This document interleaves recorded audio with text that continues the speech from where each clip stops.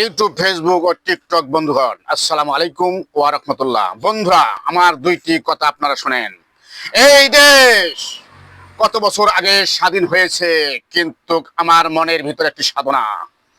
আমি সামনে নির্বাচন করতে চাই, কিন্তু আমি কোন নির্বাচন করব সেটা কোনো সিদ্ধান্ত করা হয়নি। বন্ধুরা, আপনার পিছে আমার ইলেকশন করতে যত টাকা লাগবে আমি বহন করবো ইনশাল্লাহ। আপনার কাছে যে কোনো জিনিসের প্রয়োজন, টাকা পয়সার প্রয়োজন হলে আমার কাছে আসবেন, আমি আপনাকে সেবায় নিয়ে যেত।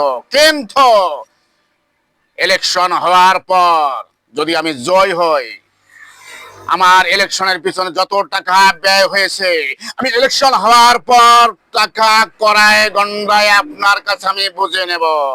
তারপরে আপনার মাল সামনা আমি আপনাকে দেব, তার আগে আমি একটিও মাল দেব না বন্ধুরা। কারণ আমার সম্পদ ব্যাংক ব্যালেন্স নষ্ট করে আপনাকে আমি খোয়াবো, আমি কি ভুয়া? বন্ধুরা, যদি 5 বছর যদি আমার টাকা পরিশোধ না হয়, প্রয়োজন হলে আমি রাস্তা বিক্রি করে আমি আমার টাকা তুলে নেব।